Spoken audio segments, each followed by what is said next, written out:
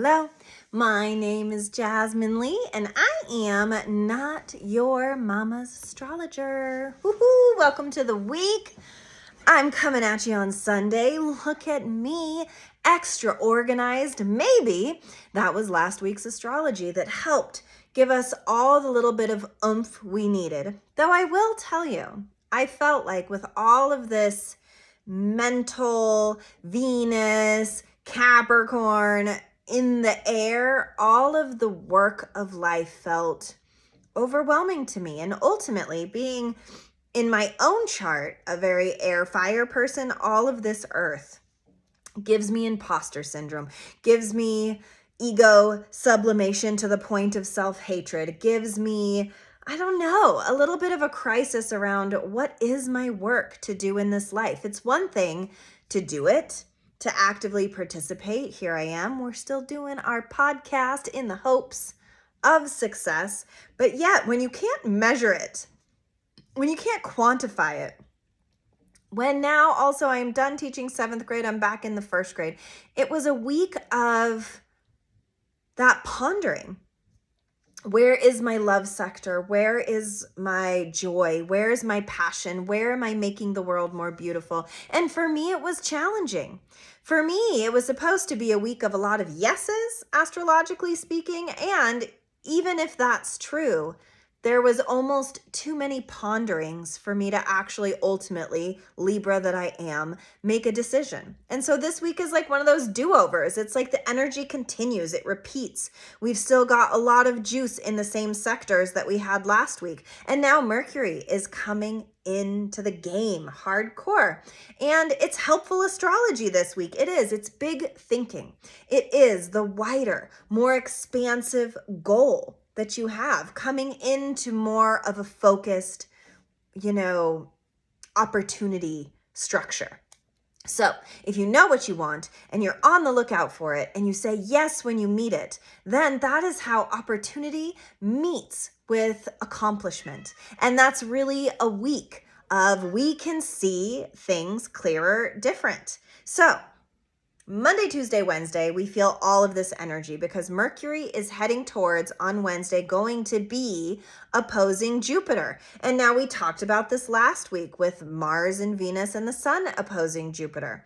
Jupiter makes everything bigger. It's expansive. So Mercury here now is in Capricorn, in the work of it, opposing Jupiter, getting bigger, expansive. Our thoughts are bigger, more expansive. So, start thinking and start being more aware of where your thought trains lead you. Because I have said so many times on so many different podcasts, whether we think a thing or not, we're correct. Our operating systems are so important.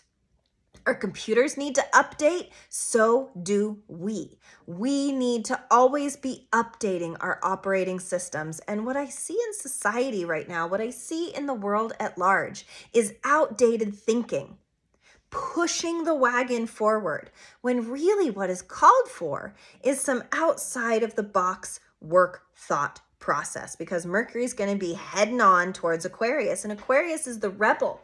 It is the new thoughts. It is what are we going to do about that is different than what we have been doing time and time again. We read historical fictions, we read all of these things with the notion and idea that history repeats itself. And that is true. History does have a tendency to repeat itself. But what this Mercury opposing Jupiter wants us to expand is that we also can change, is that we also can shift, is that we also can move within the confines of what we think is a cyclical process. So on the world scale, we see it play out in politics, in religion, in wars, in what happened with the ICE agent this last week, shooting someone. We see these repeated cycles of violence, repeated cycles of control, of blame, of derision, really.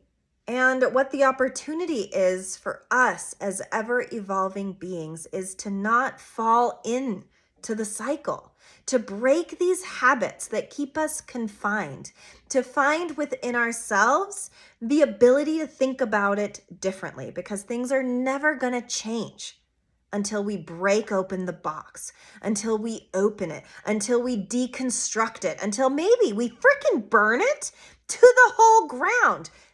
Think about it politically, think about it religiously, think about it personally, think about it however you want to think about it. But when you believe something absolutely as fact and there is no wiggle room in that thought process, that is when you truly limit yourself. Because to believe that something is 100% true is to ignore paradox. It is to ignore that 1% of maybe.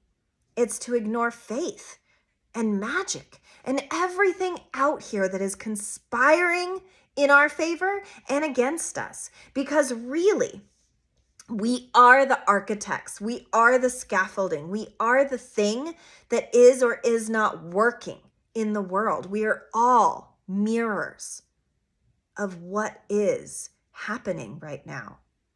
And taking some personal accountability for where we fall in the scaffolding of this world that we are all living in is the best thing we can do, particularly this week, to change the world, to change ourselves, to change our viewpoints, to be open to the idea that in order to make it work, we have to be willing to be better and to do different.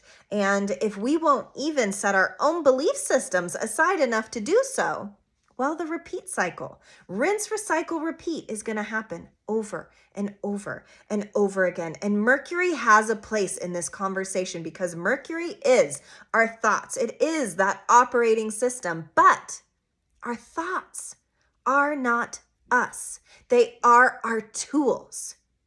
They are the programs we have inside of ourselves. And I think a lot of us get really used to our own self-programming and we refuse to update.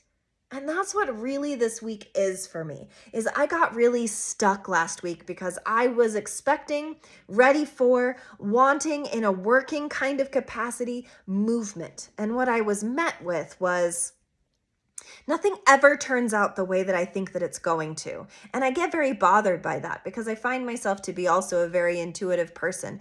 And my life itself has felt very unintuitive, that I'm just like rolling through and just stuff is happening to me and I don't have any control over it. And I think that victim state of I don't have any control over it really overtook me this week because I wanted a fuller, expansive experience of what success could look like last week. And I didn't do that for myself. And so I got very stuck and I got very down on myself and my ego complex. Because the truth is, when you're a self-hater, which this girl struggles with a lot, that also is ego. It might be the opposite in some ways of ego, but it is your id complex coming for you. And boy, did she come for me hard.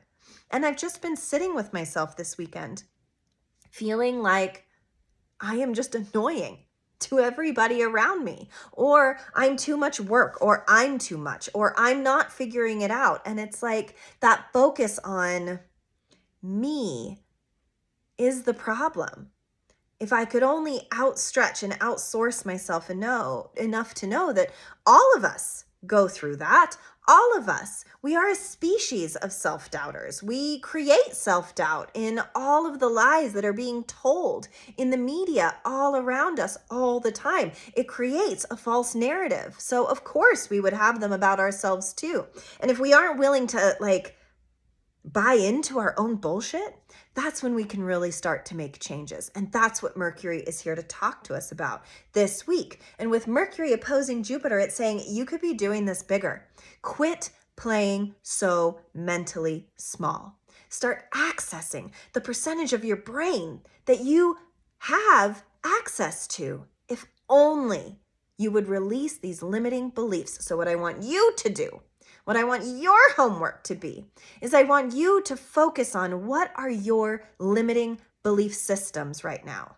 What is something that you have believed ever since you were little about yourself, about society, about religion, about belief systems? What is something you have always held to be true deep in your heart? And I want you to dredge it up and take it apart and really see if that's relevant, if it's outdated, if it's limiting you, because there are some things that we learn young, like self-hate, that are outdated, that don't need to be here anymore, that don't need to be present. Because listen, I can be self-critical without self-hatred. And where does it come from, and where did it start inside me that makes me feel like I am always the problem within my family structures, within my work structures, not feeling successful enough? All of these things lead down a well of self-hate. And believe it or not, self-hate is an ego problem too.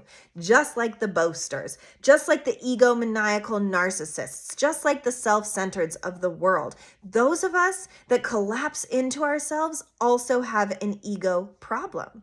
And it is something to dredge up and say, what is that limiting belief? Why do I always think that I am annoying to my loved ones? Why do I always feel like not enough? Why does the day never feel successful? And how is that your work? If the day isn't successful, whose fault is that? On some level, it's this bitch's fault. It's your fault. If you don't feel happy right now, it's your fault. I hate to break it to you, but whatever is going on in the world is running through your operating system. And it's our operating systems that need to update and start seeing life as a lesson instead of always a tragedy. Or if things are going really good for you right now, what are you doing differently? What can you harness in that energy of accountability that helps keep the good vibes going? If you are on a trajectory up, what are the shoes you're wearing, my dudes? Oh, and please message me and share with me, because I should like to know. Life's a journey. It's work. Any self-help person, any astrologer, anybody who comes at you and says that this is easy or that they have the key to unlock all of your hidden potential are lying to you, because truly the only person who knows how to unlock all of that is you. And we can come at you with ideas, we can guide you with concepts, and we can inspire you with notions. But at the end of the day, once what we say runs through your operating system, if you have limiting beliefs about yourself, if you have limiting beliefs about your potential, you are going to fail every single time. Because you, my dearest friends, me, this girl too, puts a cap on the good things that can happen because of my own limiting beliefs. Maybe you can relate to that. And it takes a level of accountability that sometimes I can access and sometimes I can't. Being at an energetic low this week, I wasn't able to access all that I wanted to with all of the Capricorn that was in the sky to work with. And the truth is, I am a very air fire person. So astrologically speaking, in my body, when there's loads of earth, I'm always going to be confronted with the you're not good enough. You're not perfect enough. You don't do it right enough. Nobody really likes you. Because to me, accessing my own earth is incredibly difficult. And so it's almost like a setup to fail ideology with me, where I set myself up to think I'm going to have this very productive week. I'm going to, name names and really, move that dial in my astrology career. And then it doesn't happen the way I want. And then I wonder what happened. But really, I'm what happened, because even just showing up for life, even being present, even showing up to work, showing up for my kids. My kid had a dance and I chaperoned. There's plenty of ways in which I showed up this week, but they weren't particular to my own limiting belief view of what success looked like for the end of that week. And so I ended it feeling like a failure, which is or isn't true. That's up for debate, but I get to decide that. And what I want you guys to ponder this week is, how are the ways that you are thinking about yourself and what you are accomplishing as being limiting and limited actually right now? What thought process could you shift right now to start making some headway on how you really feel about yourself, on how you really feel about the world? Because oftentimes we're just outdated. We just tell old stories. We're like an echo chamber of all of the things that have ever hurt us and all of the worst things that people that we thought we loved and trusted have said to us, built up residue on our bones that as we start to shed, it starts to hurt more. And when it hurts more, we retreat and we can't so easily understand why we keep failing. But as long as you are aware and trying, I promise you, the work is being done. Sometimes we just have to go very subterranean with this stuff. Sometimes we have to understand that maybe we told ourselves a really bad story about ourselves when we were like 3, based on some things that happened that were maybe out of our control. And now we're living with this lizard brain 3-year-old self telling us we're not worthy enough, when really we need to freaking get in touch with what's real and true right now. And that is what being human is. It is the work of finding righteous presence with yourself, because oftentimes so many of us aren't present. We're stuck in past stories, past triggers, and then we go out into the big wide world and what a shock, we get triggered and we get stressed and then we don't feel successful because of whatever it is that continues to be limiting inside of ourselves. And for this week, I want you to carry this notion with you that you are the problem the same as you are the solution. And that's what Mercury is here to oppose Jupiter and expand inside of us. That's the beginning of this week. So what thoughts are worth expanding right now? In a fear-based society, in a world that keeps you down, how can our thoughts corrupt us? But also, how can they make us better? How can they heal us? How can they move us? That is the beginning of the week. Wednesday through Saturday becomes relationship heavy. We saw some previews of it last week with Mars and Venus and the Sun and the Cazimi and all of the oppositions that come out with the masculine and the feminine energy, that yin yang of how we are accessing our masculine and feminine because we have both. But this last part of the week is relationship heavy in the Capricorn sector of work. We're finishing out a cycle of really hard work. And so you can get a lot done in your relationships if you're willing to do the work. It's not about you, it's about us. At the end of this week, how do we make an us more functional? What in your relationships isn't functioning properly right now? And how do you put in the work to oil the gears, get things running in a more spicy way? How do you just wrap your arms around someone and say, you are worth the work and so am I? And so let's do it. Whether it's parenthood, loveship, relationships, business-ship, whatever it is, how do you make relationships better? By instead of making it about you, making it about us. So the beginning of the week with all of this cerebral operating system mind stuff, hopefully that will untangle some knots inside that can open up then the next level, which is how we project and relate to others. If we are our own worst enemies and our best saviors, how do we apply that now to how we relate into the world, interpersonally and with others? And how do we play? Do we play nice? Do we play hard? Like, what is your style of relating to people? And how and what patterns have you seen play out time and time again in your relationship structures? That's food for thought this week also. So we have a harder week coming up the week after this because Venus then meets Pluto. So it's almost like we're setting the stage for what needs to transform in our love sector, what we need to transform inside of ourselves to love better, to ride harder, to understand that if we are not willing to transform, our love will not transform either. So, it's a lot of work. To me, I see it as these big, beautiful, ancient buildings of ancestral wisdom inside of us. And I don't know if you've ever been somewhere ancient, but when they're, renovating it, you see scaffolding around. You see the intermediaries of how we keep what's old and beautiful and sacred inside of us and renovate it to still be present, but to have the learned lesson of the ancient to apply to the present. because we got planets moving now, you guys. So we are taking all of our missteps and turning them into beautiful transformations to become a different type of self. And while that can be very scary, it can also be invigorating and new and fresh.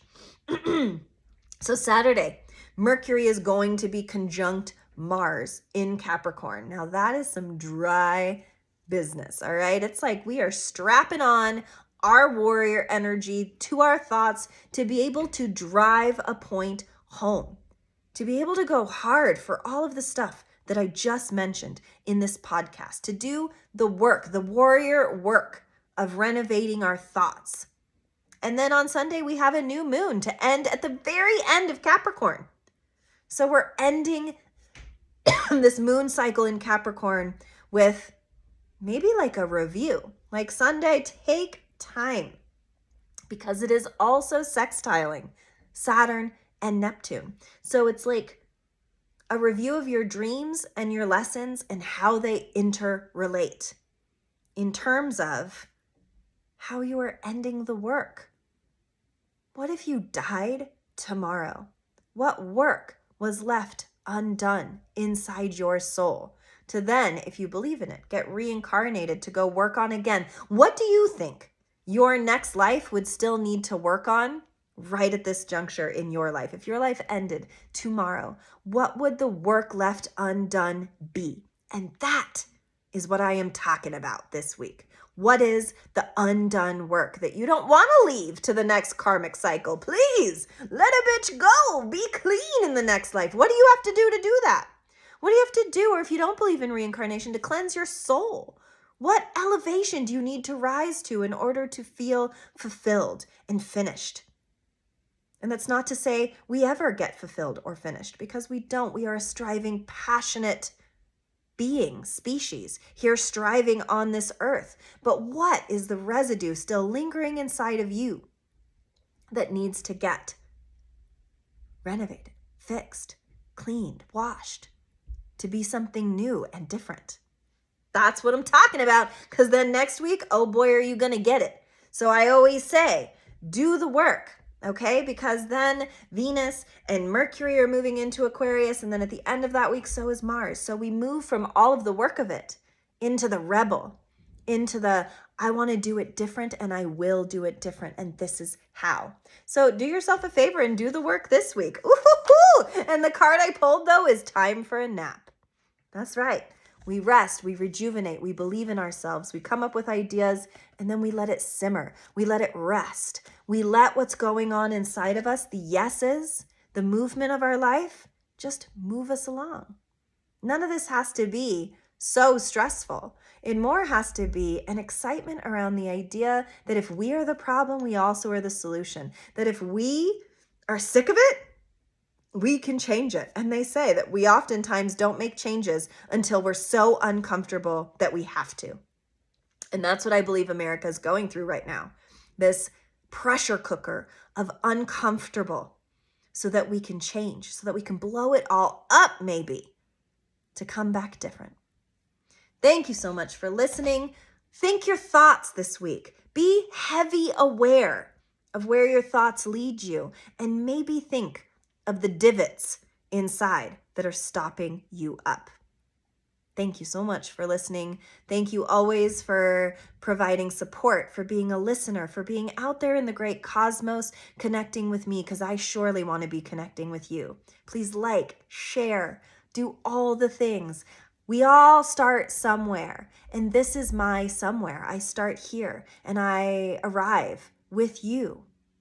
May it rise us all to the next level, because as one rises, so does everybody else. And so we do it together. Thank you so much, and I will see you next week.